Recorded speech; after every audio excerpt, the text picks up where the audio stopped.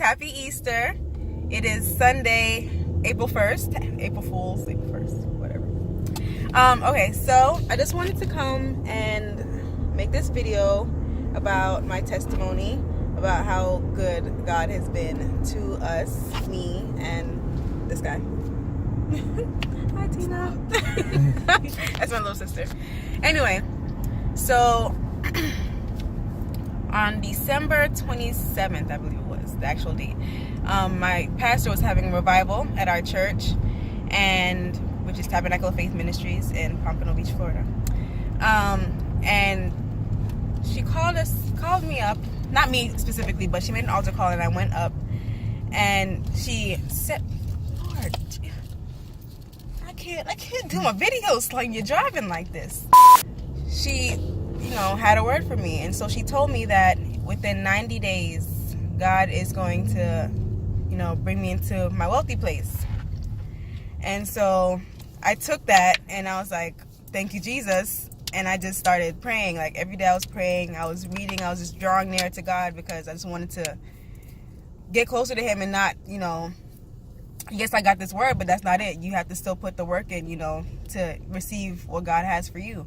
And so I was praying, and I was reading, and I was just drawing near to God each and every day. And I'm actually just grateful for that, because this whole process has made me just be able to get closer to God, have a better relationship with Him, and it's been making a change in me. And so I was doing that, I was praying, and I was reading, and I was just waiting to see, what God was going to do. And so Malcolm now, this guy, he actually, somebody just send your resume around to a bunch of people? And this one guy sent your resume out to a bunch of people, so right? I had my resume sent out. Well, I had my resume sent to a gentleman that I knew of, and he forwarded it to a firm in Orlando. So if you all don't know, Orlando is the place where we want to end up at. Mm-hmm. So I ended up getting an interview with the firm. Unfortunately, I didn't get that job.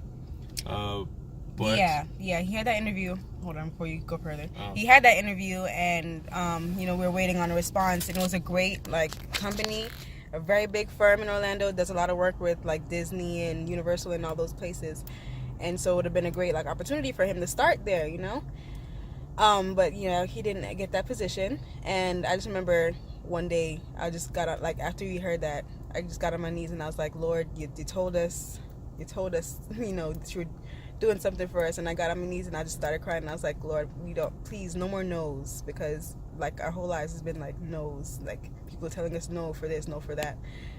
Lord, please let the next one be a yes. And so he had another interview that was already scheduled. Was it already scheduled? So before I had my resume sent to the firm that I didn't get the position at, I actually reached out to 6 or 7 different firms in Orlando, just sending my resume around and just letting them know, hey, I'm a student that's getting ready to graduate with my master's, and I'm looking for a change, looking to move to Orlando, and I want to, just inquire about your company. So a few weeks after I didn't get the first job, I ended up getting an email from one of the firms in Orlando, and they looked over my portfolio, and they told me that they were interested in meeting with me, and they wanted to set up an interview. So I definitely jumped at the opportunity. So I went ahead and contacted them back, let them know, yes, I would love to schedule an interview.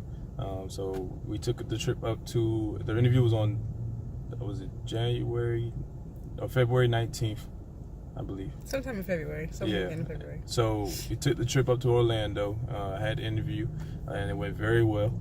I left Orlando feeling very optimistic. And then soon after that, we had a job fair. It was 2 weeks. It was they said they would get back with you in 2 weeks, and then 2 weeks they said they would get back. No, that was the other firm. Oh, okay. So anyway, we had a job fair at school, at my university. They had an architectural job fair, and this is actually a requirement for one of my classes for me to attend. So I attended the job fair, and I ended up getting an interview with one of the firms that was present at the job fair. And I let them know in the interview, hey, I actually had an interview with a firm a couple weeks ago. and I'm waiting for them to contact me back. I might be getting an offer, so just give them a heads up. So they said, okay, you know, thank you for that, blah blah. So fast forward about 3 days, or 2 days, 3 days after that interview, I get an email from the firm the second firm that I had an interview with in Orlando, and they offered me a position, and it's a pretty well-paid position for somebody coming straight out of college, if you know. So I contacted the people from the firm that got with me from the university and let them know, hey, I got a job offer. I haven't accepted it yet, and you know, I was just wanted to make you all aware that, you know, this is a pretty good offer, you know. And the gentleman was actually surprised how quickly they got back to me, and I guess he wanted more time to kind of put things together, because according to him, I was a really high prospect for them, and they really want to hire me, and you know, they need a lot more people like me at their firm. So long story short, either way, I ended up taking the second offer, or I mean the first offer. The second interview I had, which is the offer I ended up getting from the firm in Orlando. But the gentleman from the third firm, he still wants me to come meet up with them in Orlando when we move up there and get everything set up and ready to go. So, yes, guys, God is so good. Malcolm graduates on May 2nd, and he already has a job lined up for him on June 1st. Oh. Wait, let me see. At 3 o'clock. Okay. So, that just goes to show, like, God is really working for us. And then a couple weeks after that happened, I was just praying to God, and I was in my car. I was doing this every day, just praying to him, you know, before I go take my lunch. And I was asking God, like, God, thank you so much for, you know, what you're blessing us with. Malcolm got a job, and he hasn't even graduated yet. But, you know, Lord, there's also some other things that we need. And so I just prayed and asked him for everything else that we need. One of those things was a car for me, because my car had just had a whole, like, one of the tires just blew, and I got it fixed. And apparently when I fixed it, the guy said, yeah, I aligned your wheels so they can go straight, but even though I aligned it, your car is still, like, veering off to the side for no reason. Like, he's like, the alignment went well, but your car is not driving straight. And then even that, on top of my car, like, the axles, every time it turns, the axles make a bunch of noise, the car vibrates. Like, it was just a bad car. So I actually prayed that day, and then I went to work for the rest of the day, and, you know, was going on by my day. And I kind of got this feeling like I should go to the car dealer and just, you know, to look. So when I was leaving work, I was like, God, are you trying to really, is it just me telling myself, or are you the one trying to tell me to go to this car dealer and, you know, to see if I can get a car?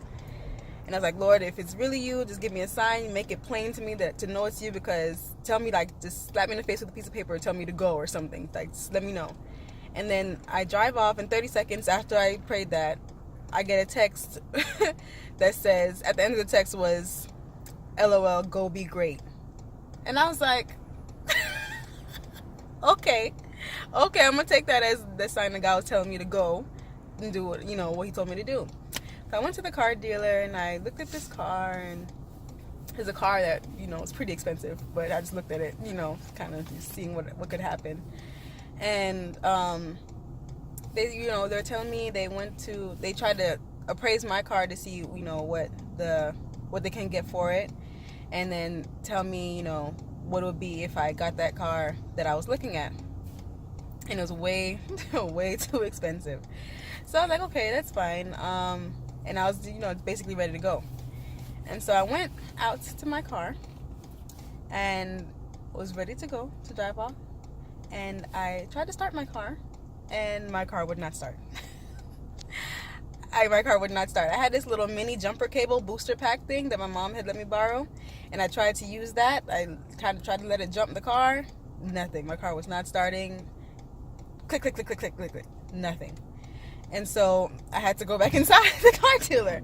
So I went back inside the car dealer, and I told the guy, like, you know, hey, you know, my car is not starting. Oh, before I went back out, he tried to show me another car. He was like, maybe, you know, these cars, a new car, you know, it's really good. It's not the one that you were looking at, but it's still a great, you know, option. But I really wasn't. I was looking at that one specific thing.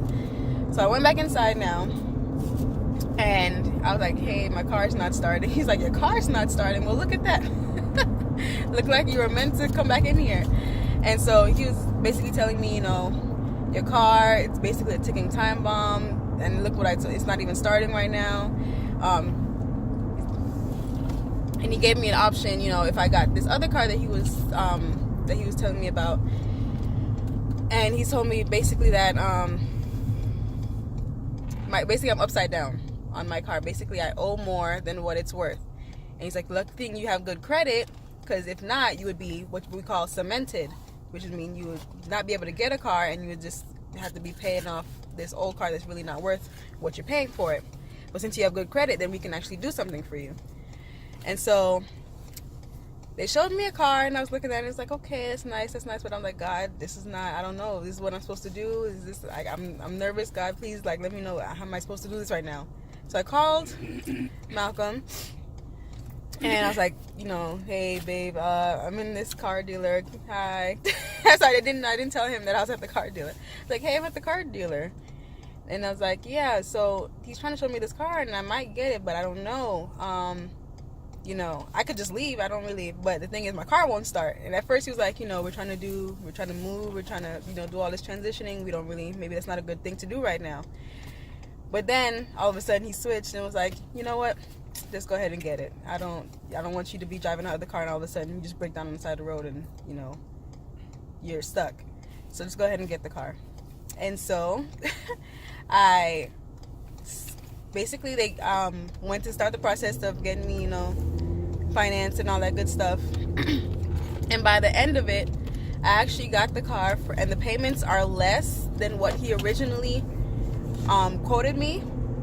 And I got gap insurance and insurance on my wheels and tires, and the payment was still less than what he originally quoted me. So it's like God did something great there for me too. So now I just thank God for all he's doing right now, and I just know that he has so much more in store for us. And I'm continuing to draw closer to him and continuing to trust in him, continuing to have faith in him, because he knows what's good for us and he has a plan for us, and I just thank him. He's so great. So I just wanted to share that with you guys, and I hope you have a happy Easter. And anything you gotta say? Y'all be easy. All right, see you guys next time. Bye.